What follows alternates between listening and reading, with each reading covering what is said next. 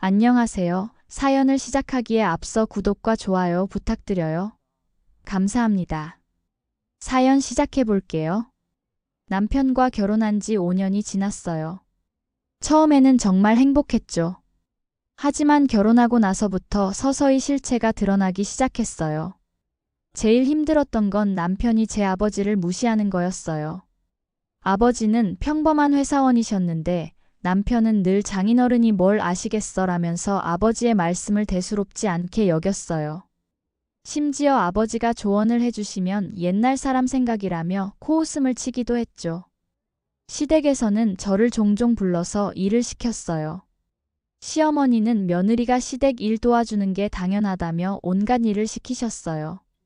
명절 때는 말할 것도 없고 평소에도 시댁에 무슨 일이 있으면 저를 불러서 일손을 도우라고 하셨죠. 특히 제 월급날만 되면 시어머니는 어김없이 연락을 하셨어요. 온갖 핑계를 대며 용돈을 요구하셨죠. 처음에는 가끔씩이라 생각했는데 매달 반복되더라고요. 더 심각한 건 남편의 불법 토토 도박이었어요. 처음에는 조금씩 하는 줄 알았는데 나중에 알고 보니 월급의 절반을 거기에 쏟아붓고 있었어요. 제가 아무리 말려도 들을 생각을 안 했어요. 그리고선 계속 도박을 했어요. 결국 매달 싸우게 됐죠. 남편이 월급을 거의 다 날려버리니까 생활비는 제가 대부분 감당해야 했거든요. 시어머니는 그런 상황도 모르시는 건지 여전히 용돈을 요구하셨어요. 저는 남편 도박 때문에 빚까지 져가면서 살고 있는데 말이에요. 시누이들도 마찬가지였어요. 큰 시누이는 30이 넘도록 취업을 못하고 있으면서도 명품만 고집했어요. 작은 시누이도 마찬가지였고요. 그 비용들도 결국 시어머니가 감당하셔야 했고 시어머니는 결국 또 저에게 손을 벌리셨어요. 가족끼리는 서로 도와야 한다며 가족이라는 이름으로 계속 제게 돈을 요구하셨어요. 저는 남편 도박빚까지 갚아가면서 살고 있는데도 말이에요. 5년 동안 그렇게 살았어요. 시댁에서는 저를 ATM기 취급하고 남편은 정신 못 차리고 월급으로 도박을 하고 정말 지옥 같은 시간이었어요. 그런데 그런 상황에서 아버지가 갑작스럽게 돌아가셨어요. 그리고 아버지가 돌아가신 지 보름이 지났어요. 아직도 믿을 수가 없었죠. 평소에도 건강하셨던 아버지가 갑작스럽게 심근경색으로 쓰러지셔서 그대로 하늘나라로 가셨거든요. 3일장을 치르고 돌아온 후 저는 정신적으로 완전히 무너져 있었어요. 아버지의 빈자리가 이렇게 클 줄 몰랐거든요. 매일 아침에 일어나면 아버지께 안부 전화를 드리곤 했는데 이제는 그럴 수도 없었죠. 집안일도 제대로 할 수 없을 정도로 무기력했어요. 그런데 어느 날 오후 시어머니에게서 갑자기 전화가 왔어요. 급한 일이 있다며 당장 시댁으로 오라고 하시더라고요. 무슨 일인지 물어봐도 와보면 안다고만 하셨어요. 저는 서둘러 시댁으로 향했어요. 혹시 시어머니나 시아버지가 아프신 건 아닌지 걱정이 되었거든요. 그런데 시댁 앞마당에는 트럭 한 대가 서 있었고 배추가 산더미처럼 쌓여 있었어요. 시어머니가 나오시더니 말씀하셨어요. 야, 김장철이잖아. 500포기 담가야 하는데 네가 해야지. 저는 귀를 의심했어요. 아버지가 돌아가신 지 겨우 보름밖에 안 됐는데 김장 얘기를 하시다니요. 어머님, 제가 지금은 아직 아버지 돌아가시고 마음이 많이 힘들어요. 뭐라는 거야? 3일장 다 치렀잖아. 이제 쇼 그만하고 할 일 해야지. 쇼라고요? 아버지를 잃은 슬픔이 쇼라고 하시는 거예요? 저는 말문이 막혔어요. 하지만 시어머니는 거기서 멈추지 않으셨죠.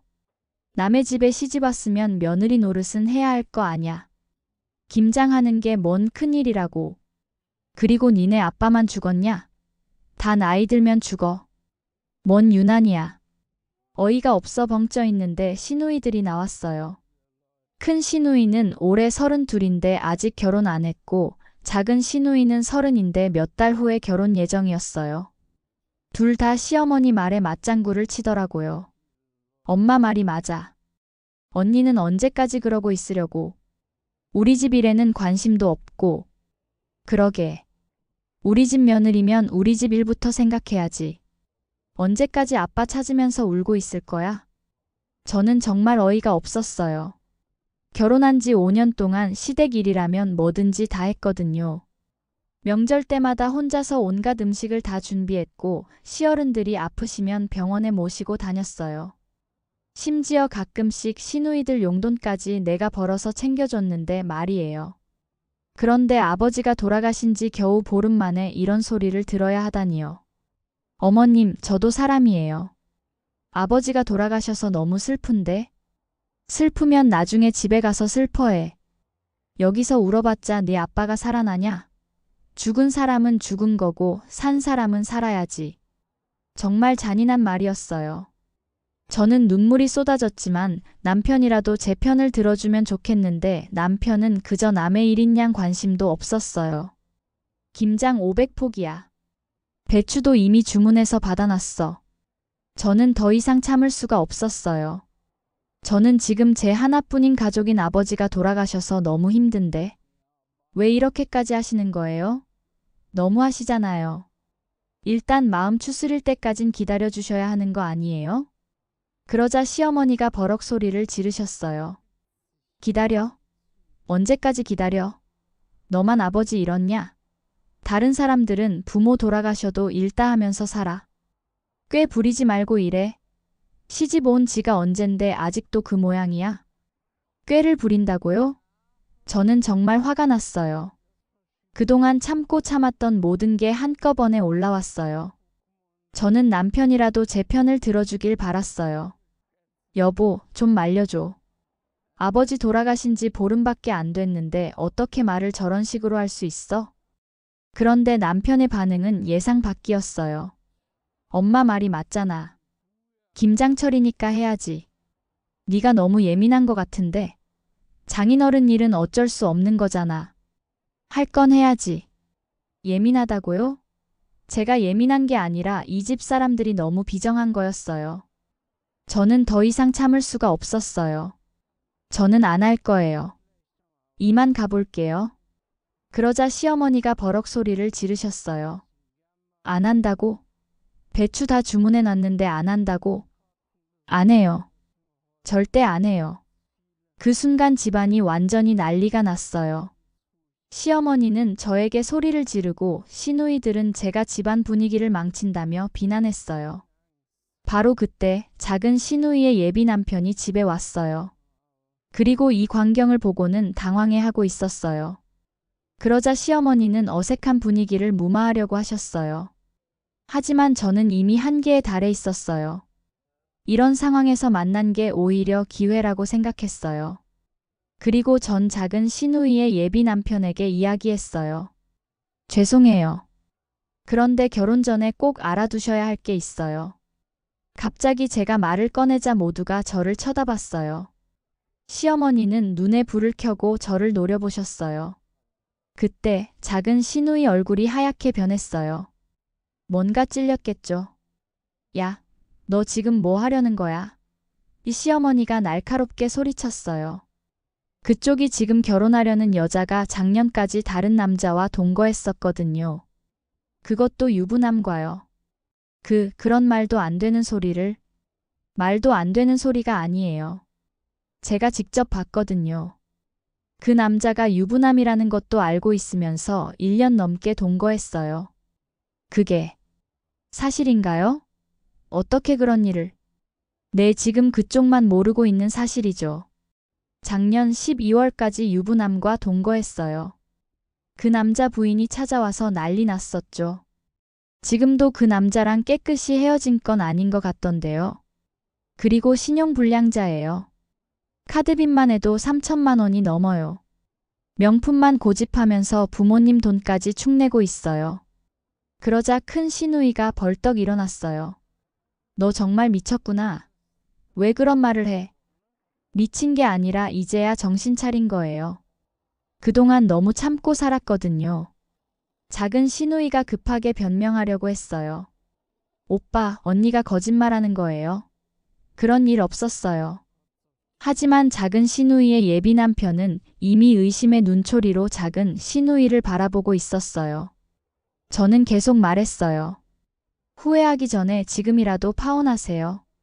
절대 변하지 않을 거예요. 결혼해봤자 그쪽만 고생하실 거예요. 작은 신우이의 예비 남편은 충격을 받은 것 같았어요. 한참 동안 말이 없더니 작은 신우이를 쳐다봤어요. 이게 다 사실이야? 작은 신우이는 아무 말도 못했어요. 거짓말할 수도 없는 상황이었거든요. 얼굴이 새파랗게 질린 채로 그저 고개만 숙이고 있었어요. 그러자 시어머니가 저한테 소리를 질렀어요. 야, 너 지금 뭐 하는 거야?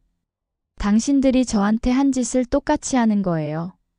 아버지 돌아가신 지 보름 됐는데 지금 저한테 한 짓을 생각해 보세요. 시어머니가 소리를 지르셨어요. 인연이 집안 망신을 시키려고. 망신? 진실을 말하는 게 망신인가요? 그동안 저한테 한 짓은 뭐고요? 작은 신우이의 예비 남편은 일어서더니 작은 신우이에게 말했어요. 결혼은 없던 걸로 하자. 다신 얼굴 볼 일 없을 거야. 그렇게 말하고는 나가버렸어요. 뒤따라가던 작은 신우이도 문 앞에서 멈춰섰죠. 집안이 완전히 난리가 났어요. 시어머니는 저에게 소리를 지르고 신우이는 울고 불고 난리였죠. 하지만 저는 차분했어요. 오히려 속이 시원했거든요. 그날 밤 저는 이혼 서류를 준비했어요. 이미 마음의 준비는 다 되어 있었어요. 다음 날 아침 남편에게 이혼 서류를 내밀었어요. 남편은 당황했지만 저는 단호했어요. 더 이상 이런 식으로 살고 싶지 않았거든요. 몇 달 후 이혼이 성사됐어요. 그리고 저는 아버지가 남겨주신 집으로 돌아갔어요. 그리고 아버지가 남겨주신 돈으로 저는 새로운 삶을 시작했어요.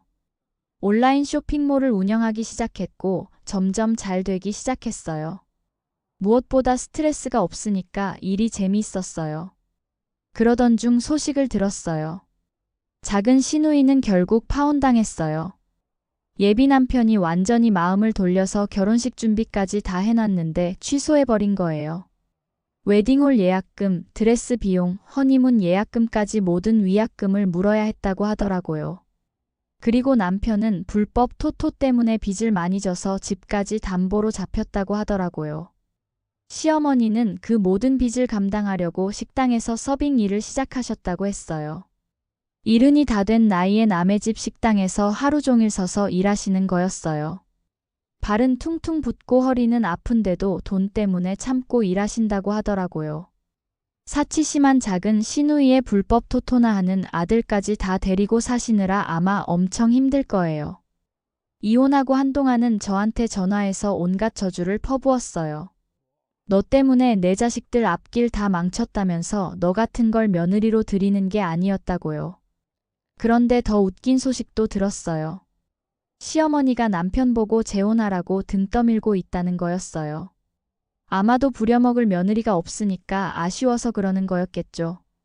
그동안 저만 혹독하게 부려먹다가 이제 와서 그 필요성을 절실히 느끼는 거죠. 우리 집에는 며느리가 꼭 필요해. 빨리 재혼해서 집안일 도와줄 사람을 데려와. 이런 식으로 남편을 재촉했다고 하더라고요. 그런데 실제로 남편이 어떤 여자와 만나기 시작했다고 했어요. 시어머니가 적극적으로 중매를 서서 맺어준 관계였대요. 시어머니는 그 여자에게 온갖 좋은 말로 꾸며서 소개했다고 하더라고요. 그런데 그 여자가 시댁에 몇 번 오고 가게 되면서 점차 시어머니와 시누이들의 실체를 보고는 바로 파혼했다고 하더라고요. 시어머니가 처음엔 안 그러더니 점점 그 여자한테도 이것저것 시키려고 했다더라고요. 그 와중에 시누이들은 또 자기들 일을 떠넘기려고 하니까 그 여자가 질겁을 하고 도망간 거였어요. 한번 경험해보면 누구든 알 수 있는 일이었거든요. 제 시댁의 며느리 갈굼이 어떤 수준인지 말이에요.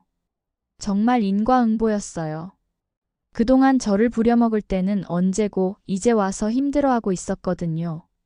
저는 그 소식을 들으면서 복잡한 기분이었어요. 안타깝기도 하고 시원하기도 하고. 하지만 후회는 전혀 없었어요. 저는 제 선택이 옳았다고 생각했거든요. 몇 년이 지난 지금 저는 새로운 사람을 만나 재혼해서 정말 행복하게 살고 있어요. 아이도 생겼고 사업도 계속 잘 되고 있어요. 무엇보다 서로를 존중하고 사랑하는 가정을 만들 수 있어서 행복해요. 이게 바로 제 인생 최고의 복수였어요. 그들을 직접적으로 해치지 않고도 제가 행복하게 사는 것만으로도 충분한 복수가 됐거든요. 지금 그들은 모두 어려운 상황에 있지만 저는 그 어느 때보다 행복해요. 이것보다 더 완벽한 복수가 어디 있을까요? 제 긴 이야기를 끝까지 들어주셔서 감사합니다. 구독과 좋아요, 알림 설정까지 잊지 마세요.